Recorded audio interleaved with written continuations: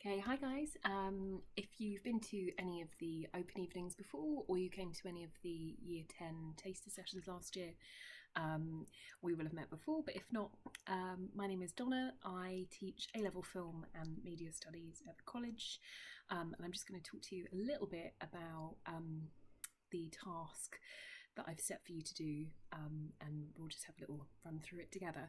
I won't go through all of the slides. You can work through some of those in your own time, but really this is just a little bit of an introduction into some of the basics of film studies at A-level, most notably what we call film form or film language, which is really kind of looking at what we call the finer micro elements of film, which are all of the little considerations that film directors and makers have to go through in order to put together some of your favourite films. So just a little bit about the course first of all. So film studies has three different components. There are two exams and one piece of coursework. And within all of these different areas, we're looking at a variety of different film elements. So on the Mahara page as well are the films that we'll be looking at for component 1 and component 2. These are quite broad and quite varied. So if you're doing film, presumably you enjoy film, but it will also maybe open your eyes up to lots of different films out there as well, in different industries that you might not necessarily have thought about watching or ever seen before. So we'll look at a range of different film industries. So some from America and some from Britain, but also from Europe and more global cinema as well. So the course is very much a mixture of written analysis and is assessed in those two exams, but there's also a practical piece of coursework as well. So I've included a link actually which links to an activity that you might want to do if you've got some time to spare, which we all have at the moment. Part of the coursework is screenwriting or script writing. So you'd come up with your own screenplay for your own short film.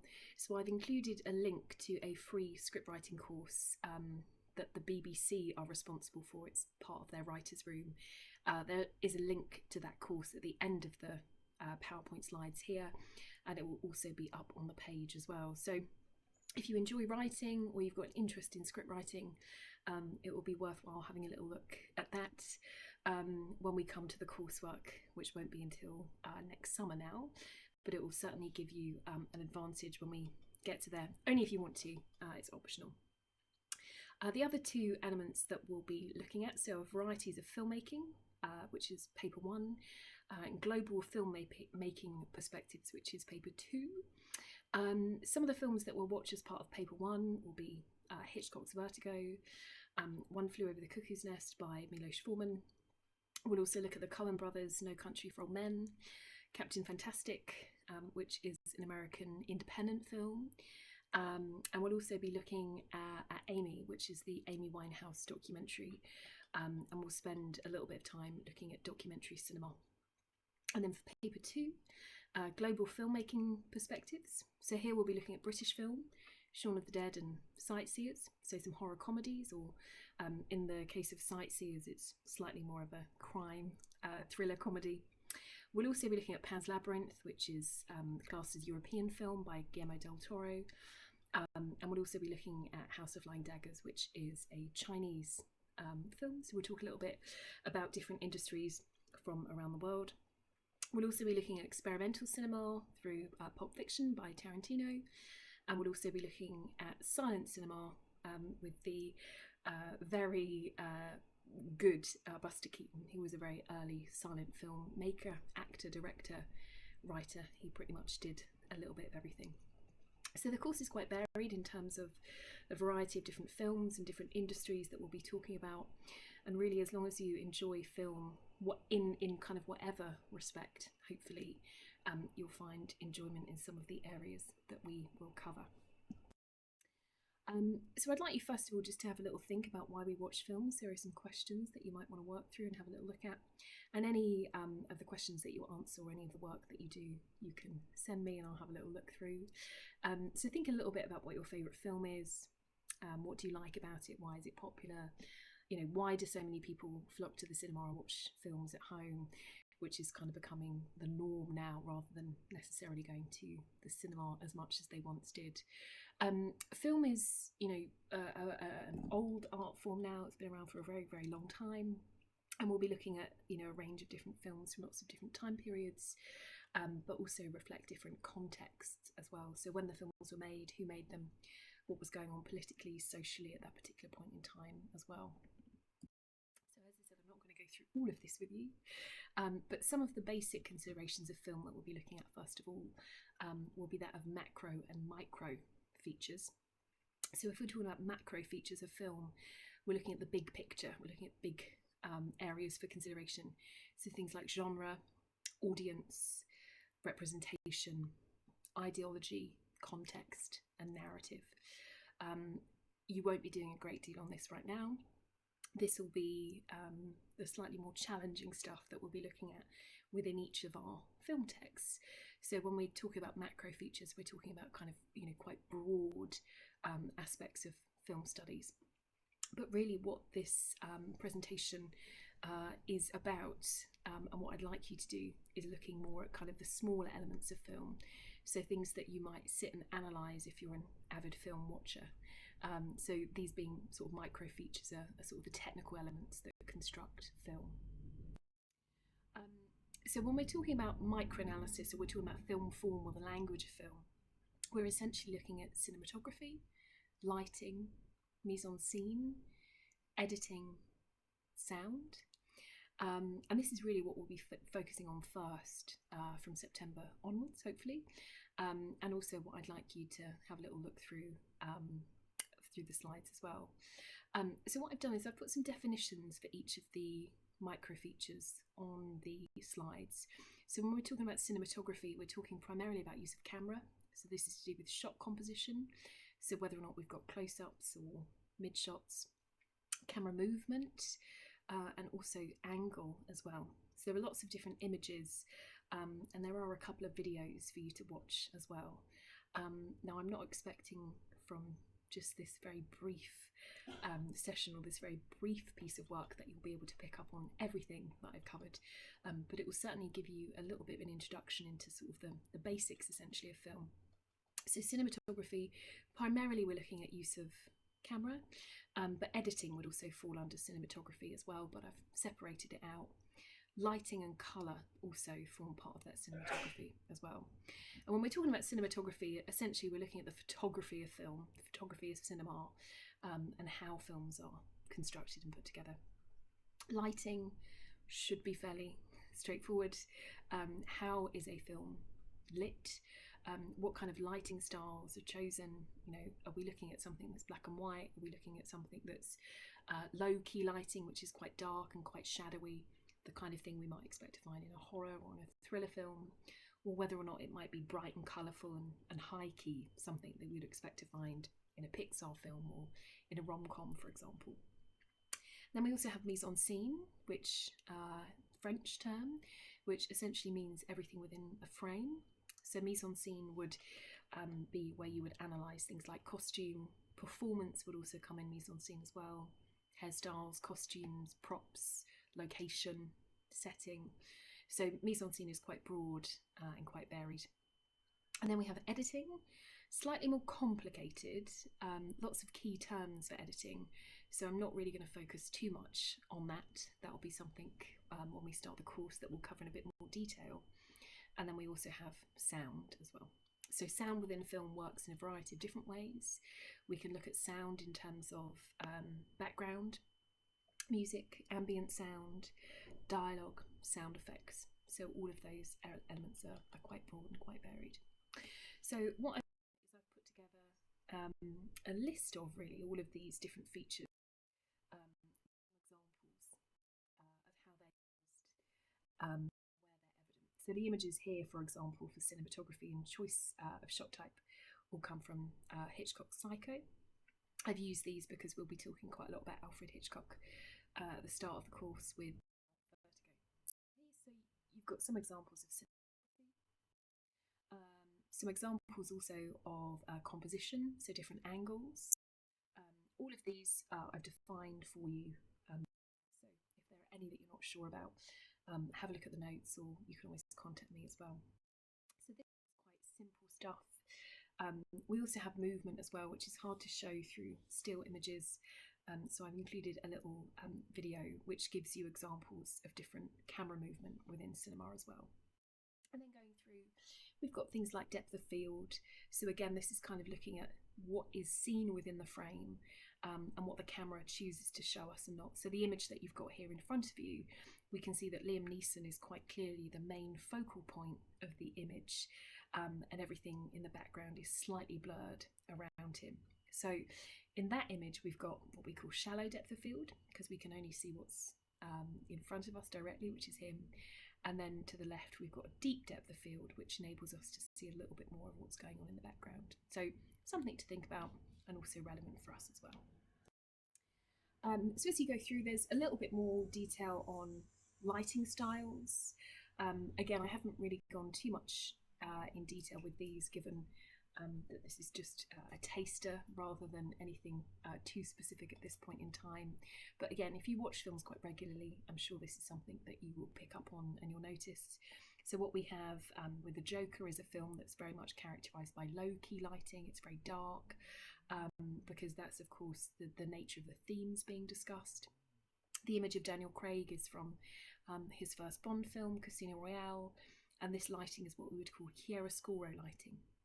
Lots of interesting pronunciations of that, I'm sure there will be, but here you can also see that it's black and white as well, and that lighting creates a particular effect. And obviously, as a filmmaker, we're looking at how filmmakers make those choices and the impact that it has on our reading of film, because obviously film is very much a medium that makes us feel a certain way when we're watching, and that's really what micro features do, is to give us a sense of, do we feel uncomfortable? Do we feel happy? Is this a sad scene? Is it one that's quite uplifting? And quite often lighting and colour will become very significant to our overall kind of feeling when we're watching a particular scene or we're watching a particular film. So again, you can work through these a lot slower than I'm sort of giving you an insight into now. But I just wanted to tell you a little bit more about what I would like you to do with this after you've worked through the slides. So we've got sound, of course, a couple of key terms. There are more, which we'll talk about.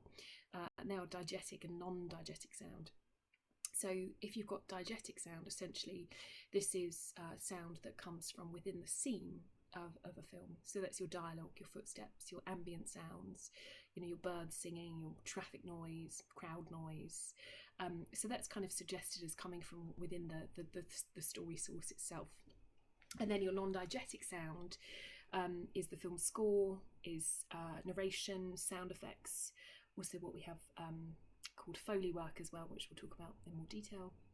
And then just absence of sound. So if silence is employed at any point within a scene that you're watching, what is the purpose of silence? Because that can also speak volumes as well. And then we have mise en scene. So as you can see here, this is quite broad and quite varied micro feature. So as I said, it refers to setting, weather, time of day. Again, could be lighting and also use of colour as well, costumes, props, casting, the age, the appearance, the gender, the star power that some performers might bring to a particular role. And here as well, we'd have things like performance, gesture, movement, facial expression, and really how the characters interact with each other. So mise en scene, quite often, there's a lot to talk about because so much consideration is given to everything that we find within a frame of a film. And then we have editing, which isn't always everyone's favourite, because editing, if it's done well, should be reasonably invisible, and it should be something that we won't need to give that much consideration to if it's done well enough. You'll probably be familiar though with cut. So a cut is literally cutting from one shot to the next. That's the most common. If any of you are fans of horror films or thrillers, we might find jump cuts named because that's the intention, that's the meaning that they construct. Montage editing, montage used quite often in comedy, certainly in lots of rom-coms as well. Changing room montage scenes, for example. So there's lots of different discussion to be sort of had around editing, but I've also uploaded an additional kind of list of different editing techniques as well. But this is something we'll focus more in within actual sessions again, rather than just minimally so now. So really, kind of what I want you to spend more time doing is I'd like you to complete a task for me, which is going to be a photographic storyboard, essentially. So what I'd like you to do is to produce just a small narrative, so a small story, to tell through a series of images. On the next slide, I've got an example. You could draw them if you wanted to, as you would find with quite a lot of film storyboards, but I would recommend photographing. It might be slightly easier, especially if you don't think you're that artistic, let's say. So you can use anything that you want to really to photograph, especially sort of given the current situation. Accessing people and getting outside might be a little bit impossible. So feel free to be creative. You can use models, toys, plasticine, Lego if you can't get real people. And what I'd like you to do is take between 10 and 15 images, try and tell a story with those 10 to 15 images, and then pop them onto your storyboard, and then try to write a little bit of information about each of them, trying to use a little bit of correct terminology, but again, that's not hugely important given this is just a small task. So on this slide here, you can see the kind of thing that I'd like you to do. So there are images on here, of course. The images obviously reflect the camera instructions. So if we look at the 5th image, for example, here we've got a low angle close-up, and that's the image that's been taken as well.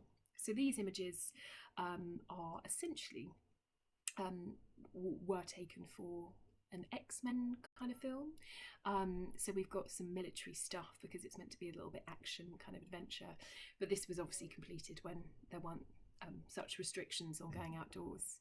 So as I said, try and be quite creative with your images. Lots of my ASs last year just kind of used models and things that they had around the house, mannequins, for example. So what we have is not loads of information, but a little bit for each one. So in mise en scene, there's just a description of actually what's happening within the scene. We also have the camera instructions, so whether or not there's movement, what the composition is, what the camera angle is. We also have sound. So, you know, when you're looking at a still image, it's hard to know what we should be hearing. So you can use that sound box to pop in any sounds that we might be hearing. So if there's a siren, for example, or if there's, you know, some birds singing, or there's, you know, someone shouting in the background, you would write your dialogue as opposed to typing, you know, copious amounts of dialogue. It would just be an example of what we would hear. And then you'll notice on this one, transition is really to do with editing, and that's just a cut, just a straightforward, simple cut between each of the images. And I wouldn't be expecting anything more than that just now. And then you also have shot duration. So when you're watching a film, what you'll notice is that there are a number of shots. Shots don't really stay on screen for, you know, more than a couple of seconds. So shot duration should be quite low, unless we're, you know, meant to be focusing on something for a long time. But, you know, if you're watching a film, 10 seconds in film is very, you know, it is a very long time to be focusing on a particular image for. So you'd want to keep those as short as possible, unless there's a particular reason why you're focusing on those in any more detail. So yeah, the task really that I want you to do is quite creative. A storyboard is something you would be doing as part of your coursework if you choose to do some screenwriting, and actually your storyboards would look quite a lot like this. So it's good practice to start getting you to sort of think about coming up with your own ideas, but also how we apply film language and film form to your own ideas as well. So hopefully that's all fairly straightforward. I've uploaded to the page as well the template that you would need to use to do your storyboards with. And as I said, just as a reminder, just take pictures around your home. If your family is as well a little bit bored looking for things to do, maybe try and rope some of those in as well to be in your storyboards. But it could just be, as I said, any kind of objects that you find around the home. Just try and come up with a simple narrative that link all of those images together. And then one final that you might want to do that I said is not necessary, you don't have to do it, but again, a good use of time. The BBC Writers Room has got a free script writing course that you can complete online, and this just kind of gives you an insight into the basics of screenwriting. So if any of you want to have a go at this, if you fancy yourself as budding screenwriters, you can just click the link and it will take you to the website and the course itself. You just need to register. As I said, it's free, but a good use of your time, especially if writing for film is something that you might be particularly interested in, and if not, obviously for your coursework, it will eventually be very relevant as well, because scripts are formatted obviously in a very particular way. Okay, so hopefully that all makes a reasonable amount of sense. If you have any questions or queries, of course, feel free to ask. There's a lot more information on the Mahara page as well, trips that we offer, a little bit about some of the films that we'll be watching. I'll include those. And then if you've got any questions or additional questions about the course, please ask. You may or may not still have the literature that I would have given you at the open evenings, maybe at the Year 10 taster days if you came to any of those. Okay, so thanks for your time. Take care, and hopefully I'll see you all soon. Bye-bye.